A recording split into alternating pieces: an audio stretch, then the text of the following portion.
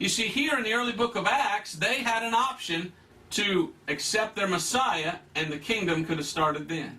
But because the nation as a whole rejected, remember the book of Acts is a book of transition, because they rejected their Messiah, we have the Apostle Paul going more to Gentiles. Yes, he did preach to Jews. And we have God revealing 7 mysteries to Paul. The fact that we're living in the end of days is an ultimate reality that cannot be denied. And the current state of the world we're in right now, the rapture, is looking as if it's just around the corner. And we need to be ready for it. However, there are certain things that are happening around the world at the present moment that are pointing towards the events which will take place before the rapture. But what are they, and what do we need to know about them? Let's talk about that.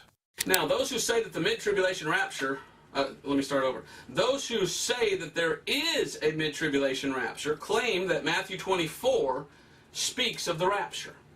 Now, this is where they get so messed up. The Bible teaches that Jesus Christ, a Jew, came to who? Jesus said, I came only to the lost sheep of the house of Israel. What Jesus said about the rapture. In Matthew 24, 5, 8, Jesus provides 3 crucial clues for recognizing the approach of the end times. Many will come in my name, claiming I am the Christ, and deceive many. You will hear wars and rumors of wars, but do not be concerned.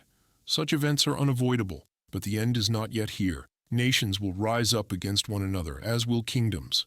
There will be famines and earthquakes in several locations. All these are the beginning of birth pains. A surge in false messiahs, conflict, famines, plagues, and natural disasters are all symptoms of the end times. In this text, however, we are warned not to be misled, because these events are simply the beginning of birth pains. The end is still to come. Some interpreters see every earthquake, political upheaval, and attack on Israel as a convincing sign that the end is near, while the occurrences may foreshadow the end times. They do not necessarily indicate that they have arrived. However, it is important to consider here that those times have approached really closer than we think, and that the time will eventually take place. The Spirit clearly says that in later times some will abandon the faith and follow deceiving spirits and things taught by demons.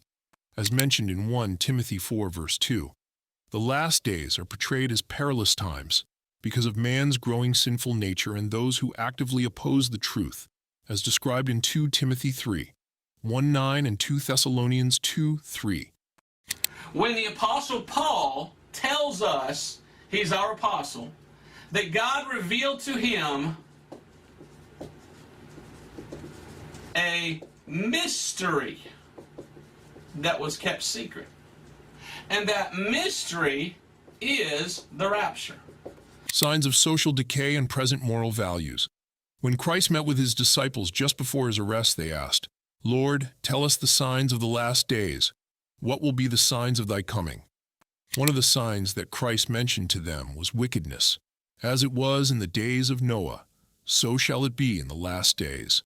So, what were the days of Noah? They were days of sexual excess, days of total license, in terms of sexual behavior. So, when contemporary popularizers of Bible prophecy look around them, at our contemporary society, in terms of what they see on television, what they see in movies, and the kind of behavior that occurs in contemporary culture, they say clearly these are the days of Noah. Christ predicted the days of wickedness 2,000 years ago, and they are now here. They are present. People have had the same Bible, the same writings, studied them, and wondered what they might signify for 100 years, 200 years, or throughout modern history. However, in the 20th century, particularly in the latter half of the century, everything changed. This is truly the age of biblical apocalypticism. The 20th century, particularly the latter half of the 20th century, has created a whole new set of apocalyptic possibilities, and this is related to the possibility of a literal reading of the prophet's utterances. For example, there's the state of Israel. Israel controls Jerusalem. There's a possibility that a temple will be built someday. As a result, people can read certain scriptural verses in the most literal sense, even if they were once thought to be symbolic rather than literal. Come and let us return unto the Lord, for he hath torn and he will heal us. He hath smitten and he will bind us. After 2 days will he revive us, and the third day will he raise us up, and we shall live in his sight. Now if you go to 2 Peter 3:8, it says that a day with the Lord is 1,000 years, and 1,000 years is a one day. Now, I don't have time to get into that now, but I do have a video on YouTube that talks about the 7,000 years of human history, and I show you how God set this whole thing up to be 7,000 years. And each one of those 7,000 year periods lines up with the 7 days of creation. Now, 6 days God created, and the last day he rested. 7 days. The world today. One of the prerequisites for a literal interpretation of the book of Revelation is the type of global economic network, including communications, banking, and political alliances that could only be realized in the late 20th century. And when you read in the book of Revelation about a global power that compels every person on the planet to be tagged with a specific mark, interpreters in the late 20th century immediately think of computer chips, barcodes, and other such technologies. That would have been absolutely impossible 100 years ago, and the words were read symbolically rather than literally. The book of Revelation resembles a downhill slide. Once you've identified your major protagonists, the 2 monsters and 2 witnesses in Jerusalem, as well as some military power ruling the Middle East and eventually the entire planet, things move quickly. However, none of those things exist on the global stage right now. Thus, the interpretation of Revelation is highly hypothetical. That is, there are few occurrences to which people can point and say, this is the beginning of the end. So it's almost the beginning of the beginning of the beginning of the end.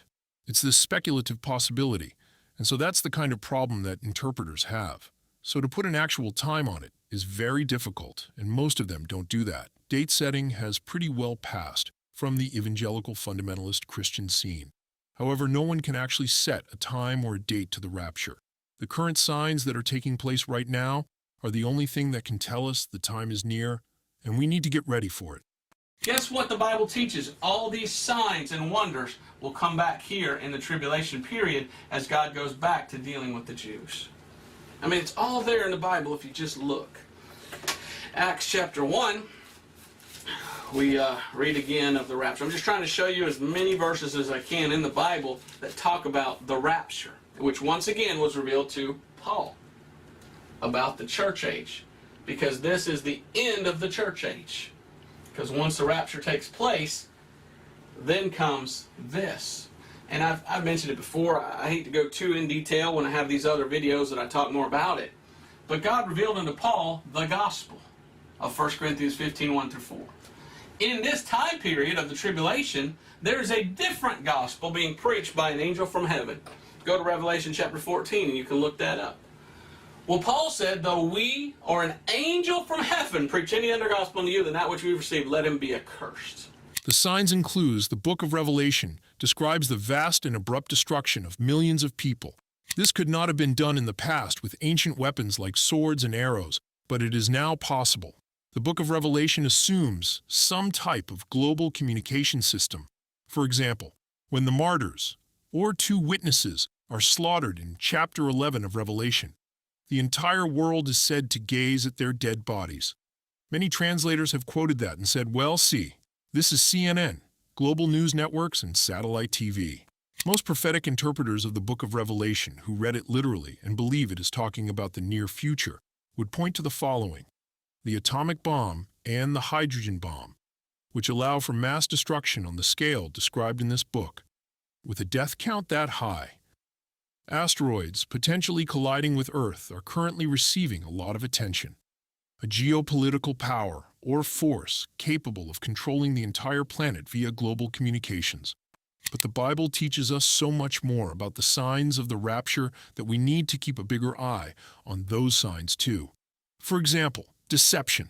Deception is a prominent indicator of the end times.